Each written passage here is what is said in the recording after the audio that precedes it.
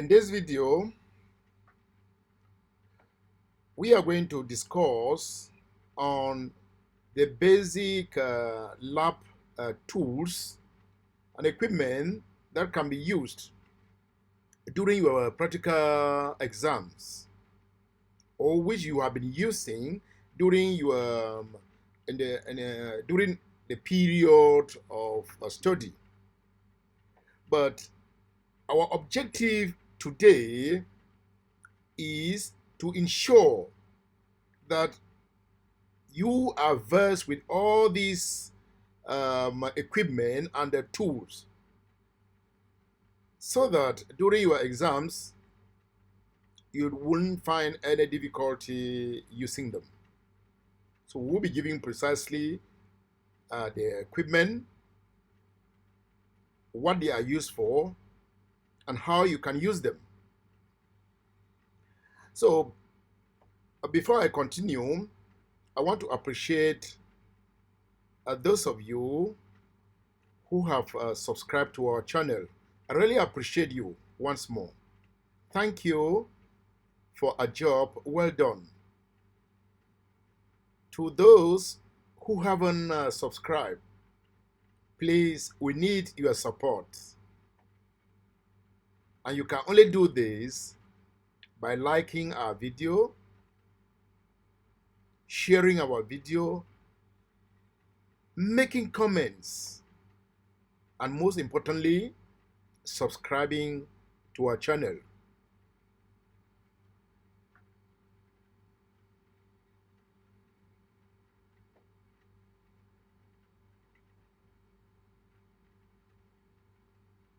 Welcome back.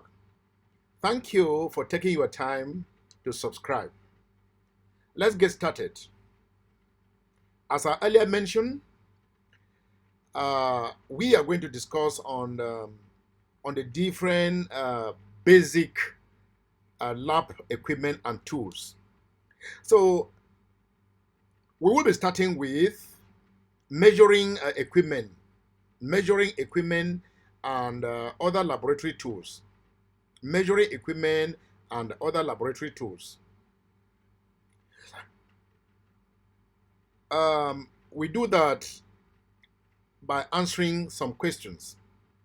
Name appropriate apparatus for the measurement of time, temperature, mass, and volume, including burets, pipettes, and measuring cylinder. Okay. Yeah, you need to know these equipment that are used for measurement. We want to start with time. What are the equipment? What are those lab equipment or tools that are used for the measurement of time? Now, time can be measured using a stopwatch. That one you know very well. A stopwatch or a stop clock. You won't be allowed to enter the examination room with your mobile phones. So you will be provided with a stopwatch or a stop clock, because they are usually accurate to 1 or 2 decimal places. The unit of time normally used are seconds. When you measure them, they are usually seconds. You can use minutes for long reactions like roasting, but the units usually used are seconds, because in your lab during your practical session, you might be asked to collect data, or maybe time taken for a chemical reaction. Let me say for rates of reaction. Let me say for a rate of reaction, you will be required to measure the time taken for a particular reaction. There are many reactions that require the use of time, or the use of time. So you will be required to take time And in this case, the unit that will be used will be seconds. You need to use seconds. And in using this, you will need to use the in seconds, maybe to plot your curve. To plot your curve, it will be seconds, not minutes. It will be second. So these are some of the tools. Now you have a stopwatch and a stop clock. There's a stopwatch and a stop clock. This is a stopwatch. You will be provided with a stopwatch. You have minutes, you have seconds. So now you will be taking, but in you will take them, but in seconds. You record them in seconds. Now, on the other hand, this is a stop clock.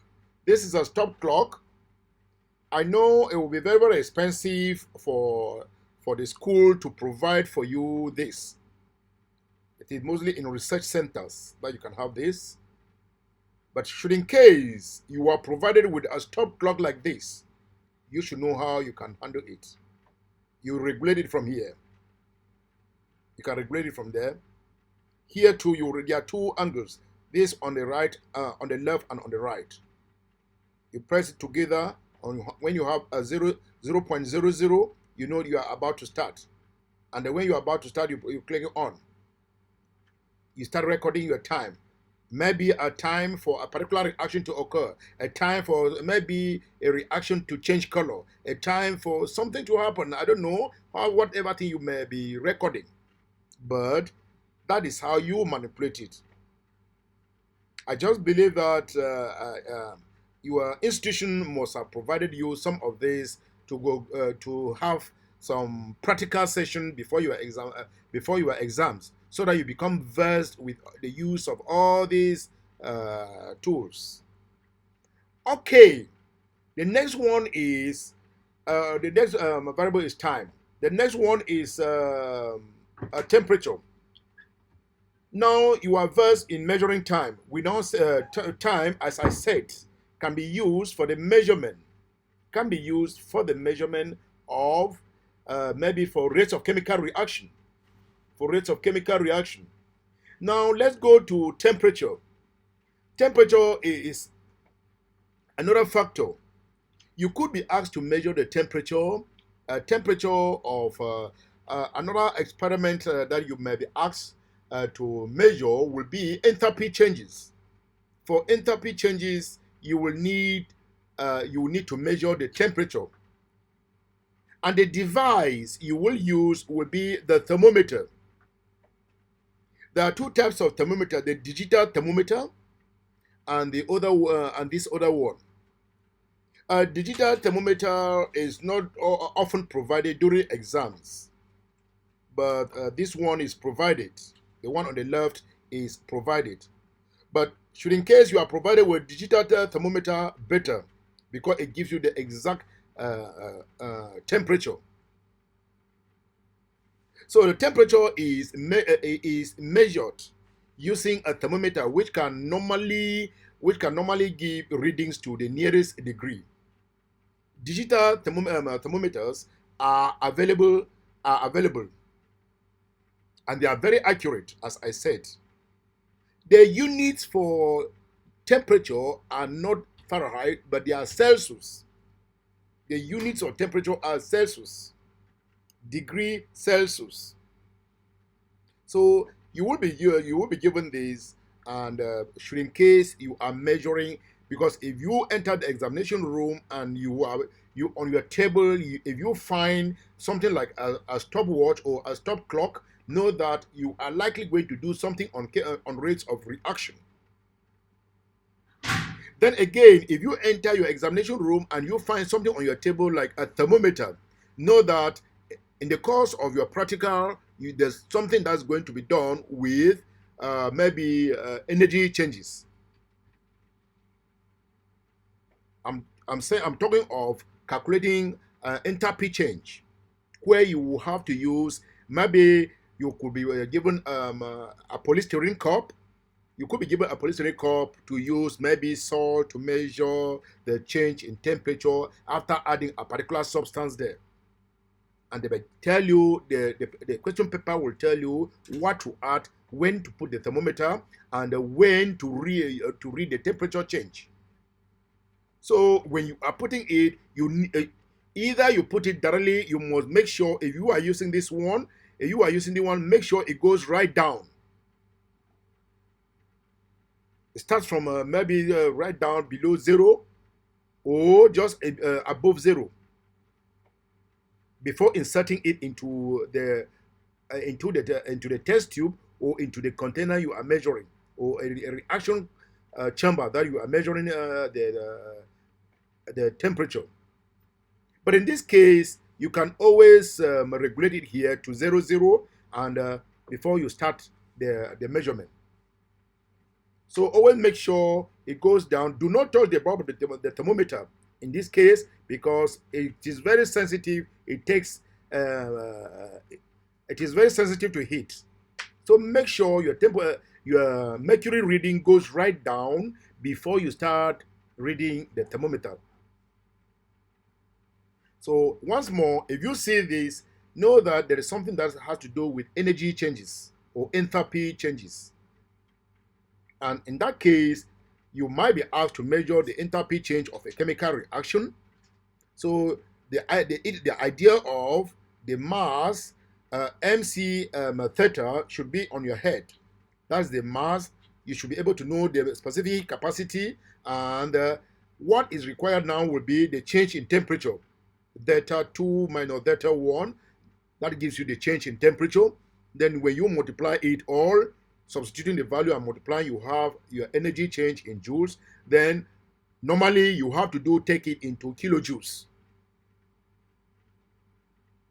And it should be recalled that energy change or enthalpy change is usually in kilojoule per mole.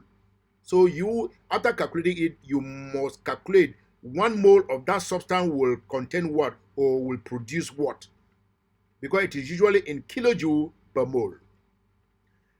So that is it for measuring enthalpy changes. Now the mass, you will need a device to measure the mass. If you see a balance, a digital balance, which is this is very, very accurate. If you see a digital balance on your table, you should know that there is something that has to do with change in mass. You could be asked to measure a particular amount, maybe 4 grams or 4 grams, because in chemistry we usually deal with grams. We don't deal with kilogram, even though the standard of mass is kilogram. The standard of mass is kilogram. But in the chemistry laboratory, we use but grams. We use grams in measuring. We use gram. So when you see a digital balance on your table, know there will definitely be something to measure. It might be they may ask you to measure a particular substance and prepare a standard solution of a particular concentration, mole per dm cube, and use that for your titration, or use that for other reaction. So you should be very, very careful in using your balance. There are 2 buttons here. You start your power button and the button to press start. It must be on 00. You must press it. It must be on 00 before you. There will be a light here. In some cases, there will be a light here, a red light. So when you press it on, then you press 00, then you place it on it. Of course, it is always recommended to use a filter paper. A filter paper to place here. Place the filter paper on your weighing on your digital balance before putting the substance on it. Place the filter paper here, then you put your substance to be weighed on it. Then after taking it, you cannot put it, if it has to be dissolved, you now put it into a beaker, dissolve it before transferring it into the volumetric flask, where you can make it into the volumetric flask, where you can now make up the solution to 1 dm cube.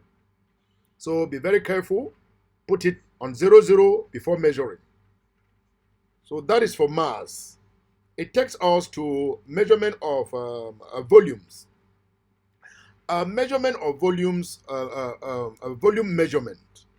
Volume measurement, we have different tools that are used for the measurement of volume. For approximate volume, well, in the laboratory, during a class session that does not need accuracy, you may be very fast, and you want to measure, have a certain approximate volume for a particular solution, or maybe distilled water, or maybe dilute acid, it may be dilute alkali like sodium hydroxide, it may be any other solution that that you want to measure. You don't want accuracy, but you want just an estimate of it. You can now use what we call a measuring cylinder. This is a measuring cylinder. All these are measuring cylinder. This is a glass measuring cylinder, and these are plastics measuring cylinders, as you find them here. They are very fast in measuring. They are very fast. You can use them in the measurement of the volume of liquids. You may want to measure maybe just ethanol. Add this volume to this, add this volume to this. You are doing it. Well, the exam will specify. The examination paper will specify which of it you have to use. But for fast, for an estimate, getting just an estimate of it, you will be required to use a measuring cylinder. And this is a measuring cylinder. You may be provided, you could be provided with the plastic or the glassware, no problem. But remember, they are graduated. The measuring cylinders are graduated. The smallest one is we have for 10 cm cube, we have for 25 cm cube, we have for 50 cm cube. We have measuring cylinders. We have for 25 cm cube, we have for 50 cm cube, we have for 100 cm cube, we have for 250 cm cube for measuring cylinders. So you could have, they are graduated. You are provided with the one for 25. 25 cm cube is the most common one that are being used. So you can have that one. If you are provided with 50 cm cube, no problem. If you are provided with the one for 100, it's okay. If you are provided with the one for 250, it's okay. So remember, it is used for rapid measurement to an estimated volume, not accuracy. But when it has to do with accuracy, we are going to titration.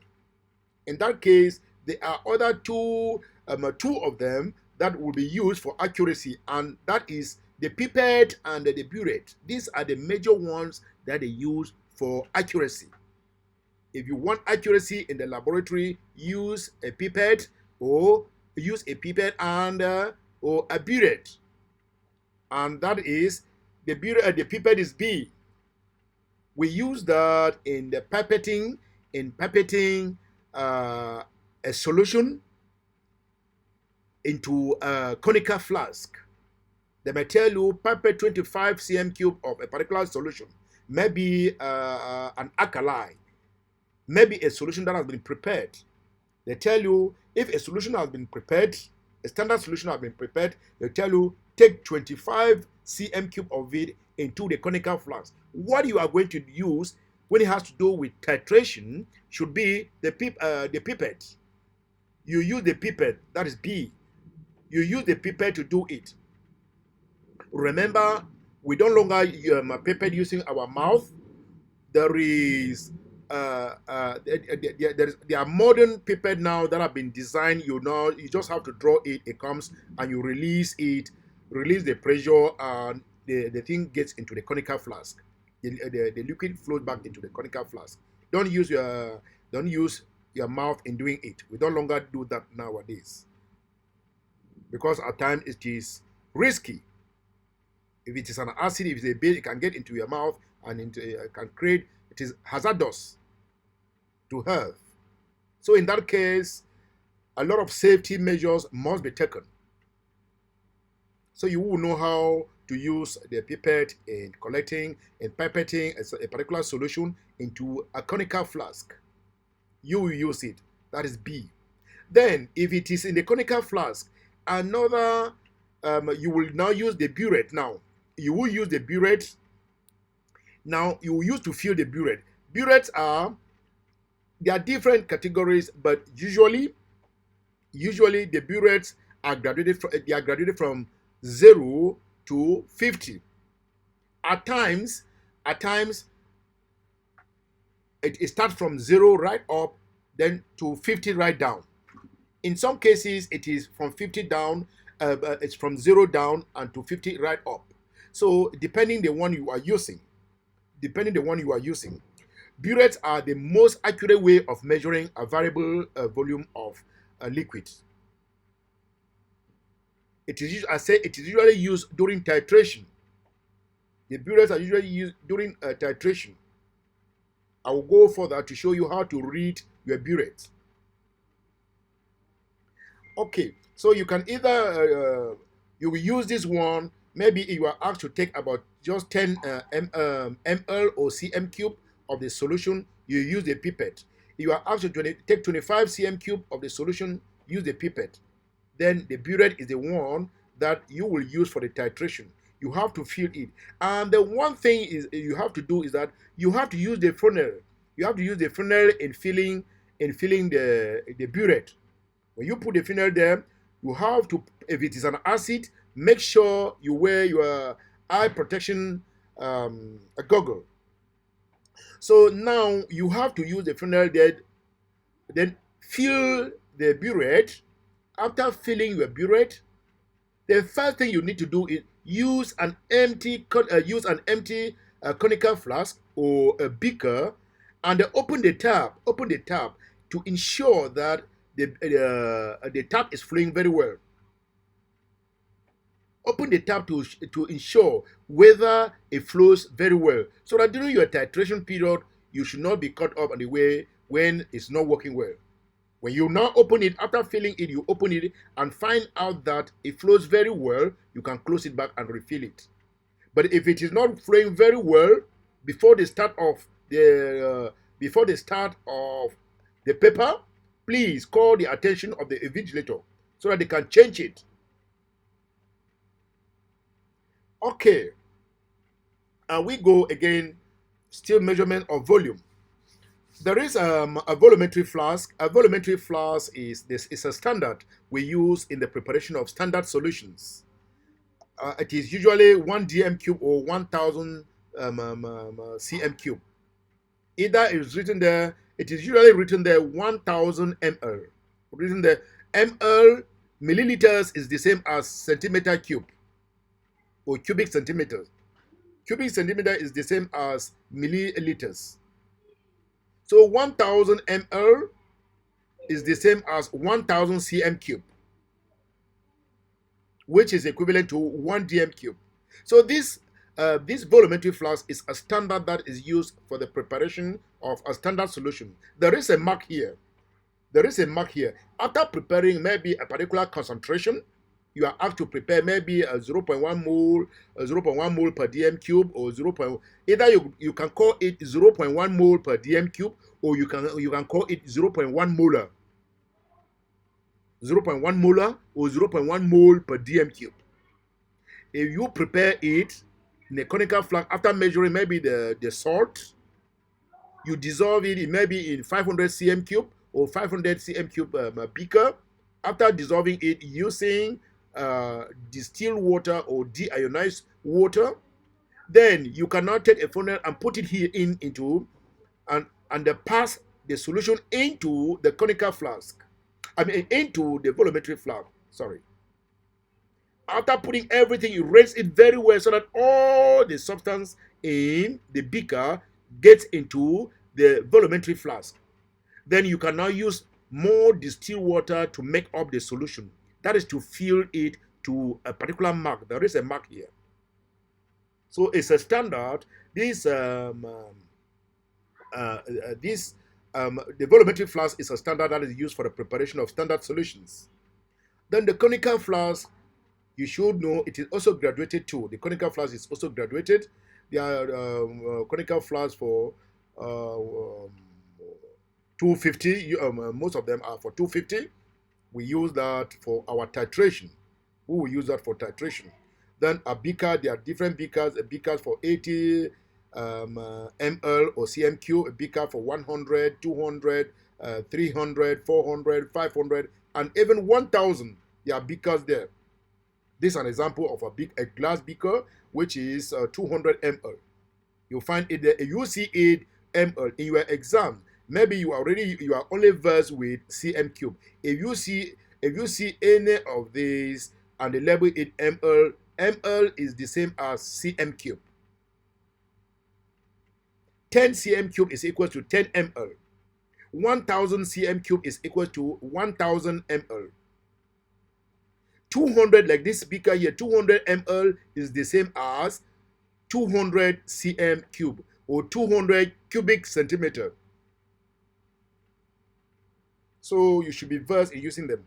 Then in here we have dropping pipettes. They are dropping pipettes. You can use that. You can use some of these dropping pipettes in collecting an indicator. You can use them, dip it into an indicator, and you collect an indicator there. Then you drop it into the conical flask for your titration. So again, we now go to measurement of volume of gases.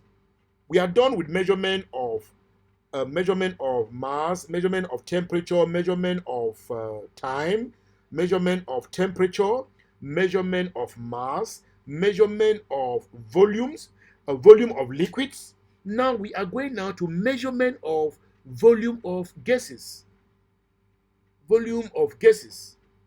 For the measurement of volume of gases, you should be versed that we can collect the volume of a gas. There are many ways you can collect the volume of a gas. I'm saying it because in the exam, anything can come. They might ask you to collect the volume of a gas, and that volume of a gas can be used in plotting a curve. In that case, that is a rate of reaction. You want to see the concentration. At this time, there was this concentration. At this time. So you could be asked, for instance, this is a conical flask that is connected to a gas syringe. This is a gas syringe. This is an example, but this is a non-medical, this is not for medical use. This is for science laboratory. It's the same syringe. It's just like the same syringe we are using for in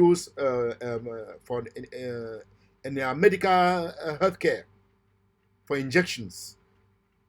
But this one has been designed in such a way that you need to connect it to a particular tube that can collect the gas. Here, this one, the old way of measuring it was cc. We love cc to ml, from ml now to cubic centimeters. They are the same units, almost the same thing. However, we're here. The use of the gas syringe is used to measure the volume of a gas. Take for instance, you have calcium carbonate. They ask you to measure the volume. When calcium carbonate reacts with, let me say, hydrochloric acid, there is the production of a gas. A carbon dioxide gas is being produced from the carbonate. And now, the setup now is measure the volume of the gas produced. In that case, you might be asked that after every 5 minutes, or after every 5 seconds, So this gas syringe is here, is placed here. It is placed here. Here, as the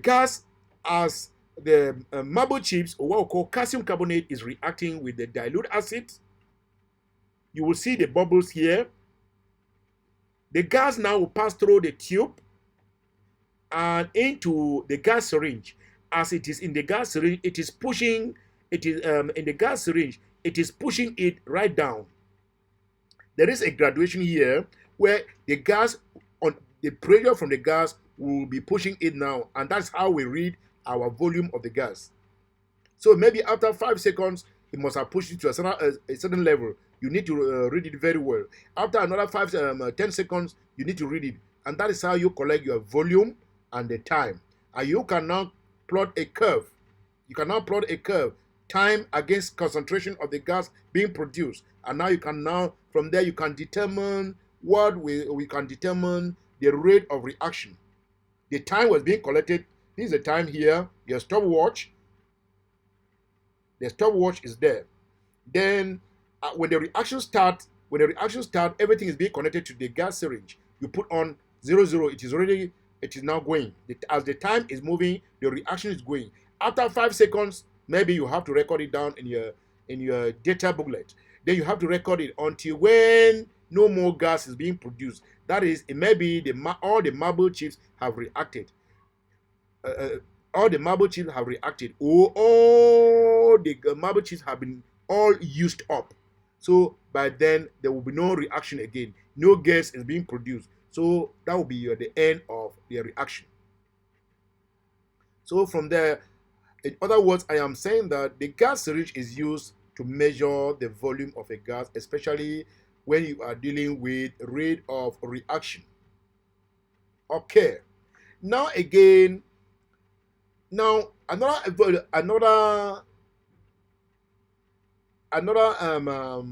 equipment that you can use in the measurement of gas is a graduated cylinder. This is a graduated cylinder, but it must be inverted. If you look at it, a graduated cylinder is of 25 cm cube capacity. When you invert it and pass the tube from below, the gas that is being produced will start reading from up here. As the gas is filling up the inverted graduated cylinder, it is pushing the water down. It will be pushing the water down. From here, it is already above 5 cm cube. When it will get to when more gas is being produced, it will push this right to 10. It will be pushing the water right to 15. As far as more gas is being produced, you can now read it from here. So that is another way you can use in the measurement of gases. So, well, you must have done this in your exam. I mean during your lab session. So this is how an inverted gas cylinder was used. Cylinder was used in the measurement of a gas. So you see, this has been in a research center. You see how it is being done. You can use either an inverted gas cylinder, or you can use what I call a gas syringe. This is a gas syringe that has been attached here. This is an inverted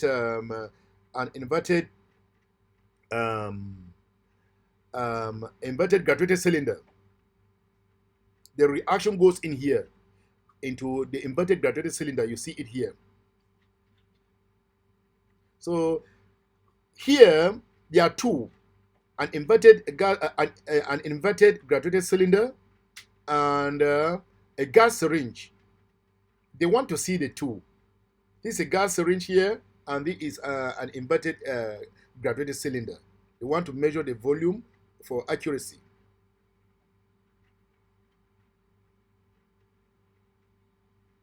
So that is how you can get that. Now, summarizingly, I am saying that the names of laboratory equipment used for the measurement for time, you will use a stop clock or a stopwatch. For thermometer, for temperature, you will use a thermometer. For mass, you will use a digital balance. And for volume, depending whether it is liquid or it is gas, you can use a beaker, you can use a Buret, you will use a Pipette, you will use a measuring cylinder, and you can also use a gas syringe, depending on the state, if it is a gas or if it is liquid. Okay.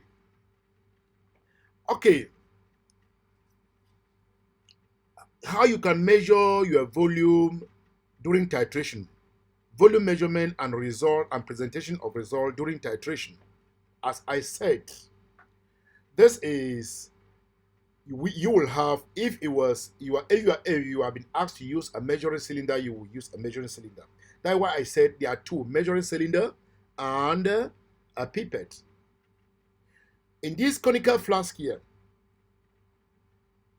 quite often and for accuracy, a pipette is always used to measure 25 cm cube of a particular analyte. A particular analyte into the conical flask. Then the buret is always filled by the tetrand. The tetrand is that one that you want to know the volume that is going to react with the analyte. So it is filled with the tetrand.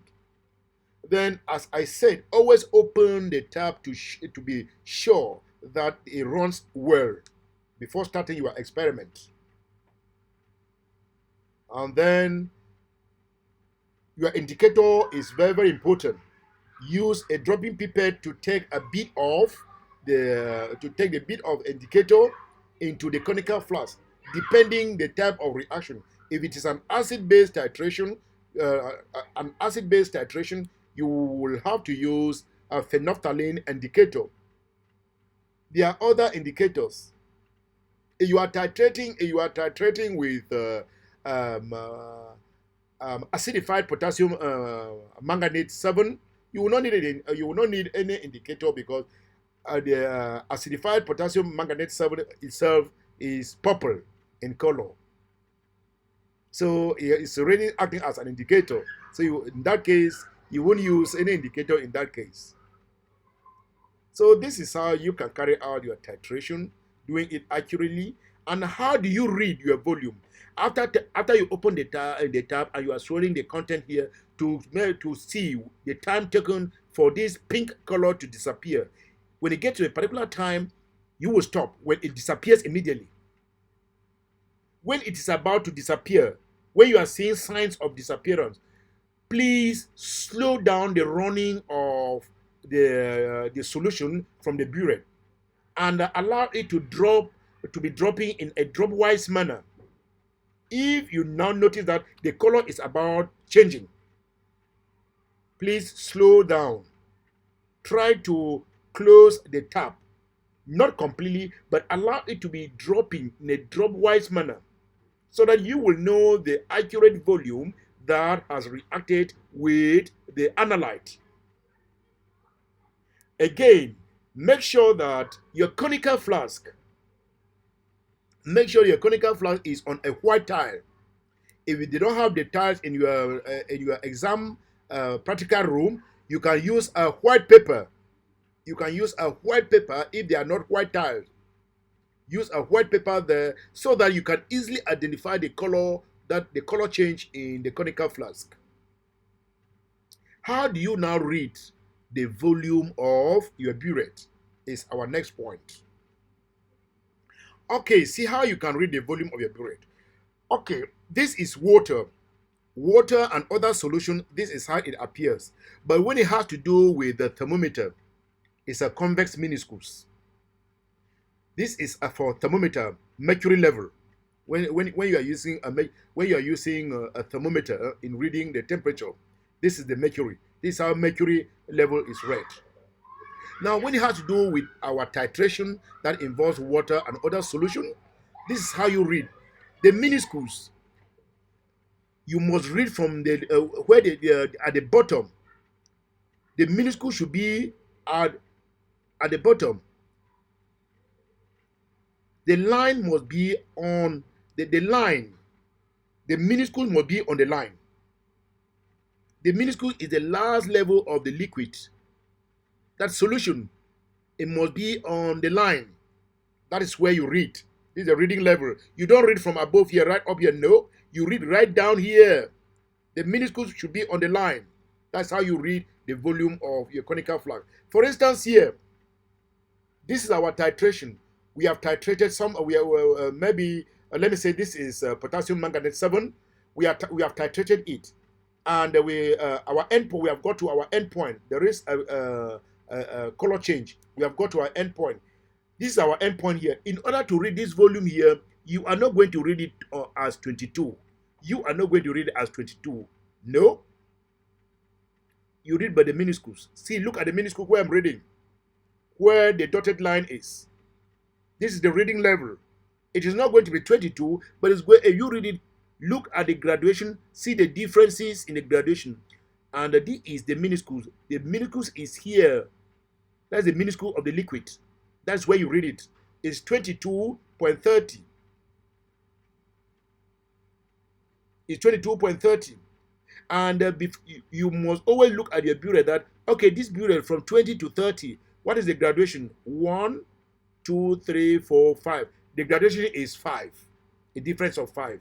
This is a difference of 5. This is 20.5, and the 20.5 plus another one, that is 21. So we have a difference of 10. So in that case, you need to count them. Then again, your figure should be to 2 decimal places. It should be to 2 decimal places. If the reading is between two graduations, you need to have the average of it. This 2230 means that the reading is between 31, and the reading is between 30 and 31. So it must be to 2 decimal places. Don't say it is only 22.3. No, it must be read to 2 decimal places. 22.30. If it was only 0, it should be 22.00. That's how you read your Buret. After having got to your endpoint, that's how you can read it. Okay, that is how you can do it. Then the next thing will be, how do you present your results? Well, maybe your instructor or your teacher must have given you an outline on how to present a result. But this is one of the ways you can present your result on a tabular form. Initially, you can say initial Buret reading, and the final Buret reading. The tetra is that amount that has finally been used for the reaction. So in that case, then you have to tabulate it again.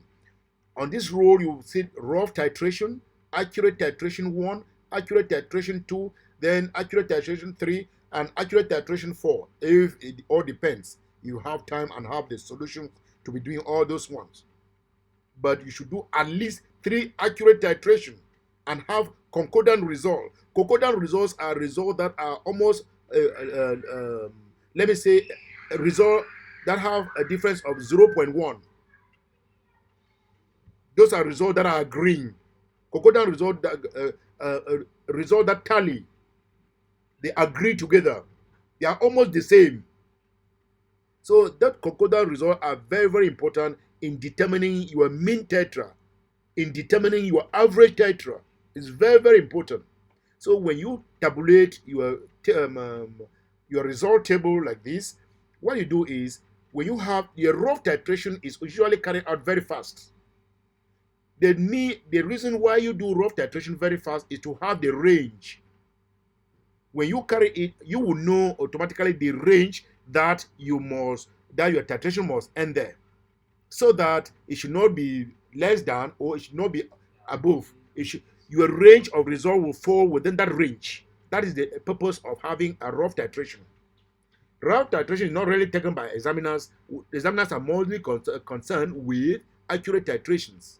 Even if you don't have the results rightly, but marks are awarded for your tabular form, marks are also awarded for the presentation of your results, and marks awarded for your table and awarded for the presentation of your results and the units. So be very careful. So when you have your initial Buret reading is when you feel your Buret. If you feel it, to the 0 mark, if you feel it to the 0 mark, I told you the Buret. Once more, the Buret. Look at the Burets. Once more, the Burets. I told you that the Buret are from 50 to what? are from 50 to 0. So if you fill your Buret right to the 0 mark, your initial reading should be 0.00. You fill your Buret, let me say with hydrochloric acid or sulfuric acid right to the 0 mark, your initial Buret reading should be 0.00 cm cube. Let's go back. So if your initial Buret reading is 0.00, then your final Buret reading is, let me say, 15 cm cube. The difference will be final minus the initial, which will be 15 minus 00, which will now be 15. On the other hand, if you are using a Buret that is from 0 to 50, if you are using a Buret that is from 0 to 50, if you fill your Buret right to 50 level, if you read you fill your Buret right to 50 level, then the final Buret reading, you will start from there. So if you fill right to this level, it all depends. So please, it all depends on the Buret you are using. So your initial Buret reading should be the reading before you start titrating. Then where you get to your end point, should be your final Buret reading. Now, what will the tetra will be the final Buret reading minus the initial one. Let's say you fill it to 00, and for you are using a Buret that lists from 50 to 0, and you fill it to the 0 mark, and you put your initial Buret reading to be 0.00. Now, and after titrating, you realize that you have titrated 22. You have titrated to 22. So if you are titrated to 22, it will definitely go right down. It will be 22. So your tetra will be what? Your final Buret reading will be 22. 22.00. So 22.00 minus the initial one, which was 0.00, your tetra will now be 22.00. So your initial must be the Buret reading before you start your titration. Then the final should be the final reading after titration. Then you subtract the difference and you have your tetra. When you do that for accurate titration 1, you carry another accurate titration 2, you carry another accurate titration 3, then your mean tetra, you can add only 2. Look for the results that are the concordant results. Look for the titration that their results are the same, almost the same, or a difference of 0.1. We call them concordant results. Look for those results. If it was titration 1 and 2, add but only the result of titration 1 and 2. But if it is titration 1 and titration 3 that had those similar results, you add titration 1 and titration 2, add the 2 and divide by 2. You have your mean tetra. And that is the mean tetra you are going to use to calculate the number of moles, maybe of sodium hydroxide. Then use the moles of sodium hydroxide to calculate the moles of the acid. Then use that one to calculate the concentration. So that is just a clue. So that is just what is happening there. Now, a review of the different laboratory equipment. A review. One, as I said, we have beakers. We have already done that. Then you might be asked to use a glass rod. This is a glass rod. It's a glass rod which is really transparent. A glass rod. You will use it in stirring. You put maybe salt, and you put some distilled water, and you can use to stir. The purpose of stirring using the glass rod is to ensure a uniform mixture, so that the substance dissolves. When the salt dissolves, a uniform mixture solution is formed. So you stir using the glass rod to ensure that the substance dissolves, producing a uniform solution. I told you about the dropper pipette. The dropper pipette is used to collect an indicator, used to collect drops of indicator. Then you put it into a conical flask before you can continue, before you commence your titration. Now, a gas syringe, I've already told you about a gas syringe that's being used to measure volume of gases. Then you could be asked, they may tell you, take 4 grams of this of salt. You are not going to take it using your hands. No. They use this a spatula. A spatula is like a small spoon, but not really a spoon, but it is iron. It's a spatula. You will use that. You use the spatula in collecting the salt or in collecting any other substance. Then this is a rubber pipette. This is another dropping pipette. This is a rubber pipette. You will also use that.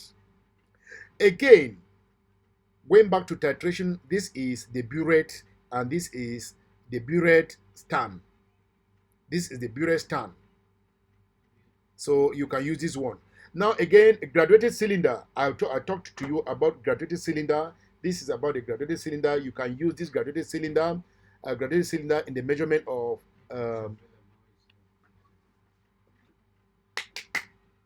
about the graduated cylinder. This graduated cylinder, you can invert it in collecting your gas, please. You can invert it in collecting the gas. Now, there are Petri dishes. This is a Petri dish. For biology students who are doing biology practical, you can use the Petri dish. Petri dishes are used maybe for culture, to culture bacteria, to culture fungi, to culture other microorganisms in a laboratory. After that, you can now cover it and put it maybe for a period of time. Then you come back again and see the culture there to see how those microorganisms have grown. Then you can now take it and place under the microscope for observation. Then these we use them maybe to handle glasswares when we are doing heating. You can use can use it to handle glassware when you are doing some heating. Then when it has to do with maybe you need to, if you have salt in the laboratory that cannot dissolve or that are difficult to be in a powdered form, what you need to do, you can use a mortar, or you can use a mortar and a pestle to grind it so that you can easily measure it and dissolve it. So the pestle and the mortar is used to break down, to reduce the surface, to break down maybe salt into smaller particles so that it can easily dissolve. It is also used maybe if you want to have an extract, like in biology, an extract of maybe for let me say for potato or for the leaf, you want to test the minerals or the elements present there. You can grind it using the pestle and then dilute it with distilled water, then collect the extract, and then you can do it in the laboratory for another investigation. Crucible. Crucibles are also used. They are used maybe for combustion purposes. You want to combust this is a crucible. You can invert it and use it for combustion. This is what they call a crucible. Now, evaporating dish. Evaporating dish, if you want to crystallize something, you want to crystallize a salt. Let me say you have dissolved salt, normal salt that we use in the kitchen, in the household salt used in the kitchen. If you dissolve it and make a solution of it, and then you want to make crystals of it, maybe you add some color to it. After dissolving it, you add some color to it. That is a whole solution that is colored. And if you want to make crystals of it, you pour it into this evaporating dish and place it on a Bunsen burner. The water will evaporate and only the crystals will be left. It all depends the color or the type of crystals. Then you cannot take it, wash the crystals and dry it and the type of color you want to do. So it is, in general, we say we use evaporating dish for crystallization. Now again, you have a retort stand. The retort stand is not used at this time for your this thing.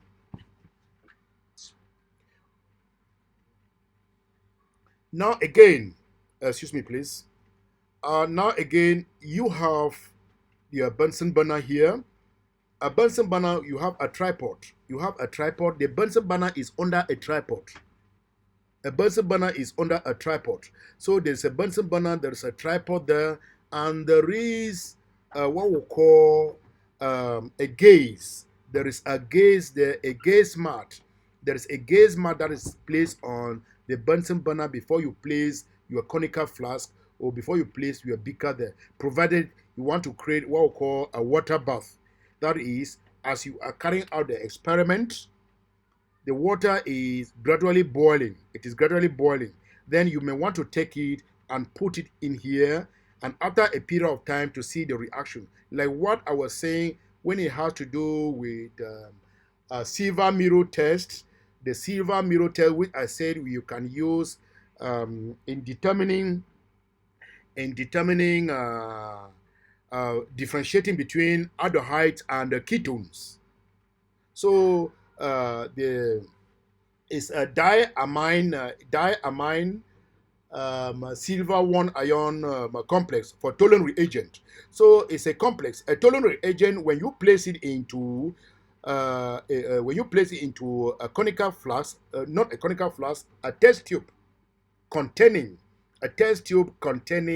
let me say aldehyde in it. You will use this. You can use this torque in holding it. You will place it, and there must be a beaker here on the. There must be a beaker. We call it a water, like a water bath. There must be a beaker here on the Bunsen burner. That water is warming up. In a warm water like that one, you cannot place your reaction mixture into the water and time it. After a period of time, you cannot remove it again and see. If it is an aldehyde, you will definitely find in there, you will find a silver mirror that is being formed within the walls of the test tube. So this is usually prepared like a water bath. Prepare it, carry a conical beaker of water and place on it, then and be monitoring it as the water is boiling. Again, you could still use even a thermometer in looking when you place it like this and measuring the temperature of the heat. Maybe the question will require you to do the reaction at a particular temperature. So when you place it on a water bath like this one here, you can now know the temperature by measuring it. When it is done, you can off the Bunsen burner. Now we now go to what we call this funnel. You know how you can use a funnel for the transportation of one solution into another conical flask or beaker or any other glassware. This wood, the wooden material you find here, we call it a test tube rack. This is a test tube rack. A test tube rack, it is designed to put in test tubes. Let's say you are going to be working with about different classes of experiment. Now you will have different test tubes. The test tube racks are there are 10, there are 10, there are 5, there are different numbers. So this one here, there are plastic one, there are wooden one. This is a wooden one. So you can now place after maybe putting your reaction mixture in a test tube, putting your reaction mixture in a test tube, maybe observing the color of the reaction, you can label it and place in this test tube rack. So the test tube rack are there for test tubes, to place the test tubes in the course of your laboratory activity. And of course, there's a magnet here that is for physics. You may want to use it, or you may want to use it for one reason or the other. Then there is a microscope for during maybe biology students, for those who are carrying out practicals or practical activities. Well, this is a microscope. You know more about the microscope. You can study well the microscope, everything, the different parts of the microscope, and the eye, beginning from the eyepiece right down to where you place your slides, lenses, objective lens, and the rest like that. How you can focus it, how you can illuminate it, connect it to for light, other type of thing for optical microscopes. So basically, this is what is required of you in the laboratory. If you know all this and you are provided, if you know all this and during your examination session, these things are provided. I want to believe that after these tutorial lessons, After the tutorial lesson, you will be able to handle, to know which equipment is used for what particular purpose. So now this is all you have for today. You have it now.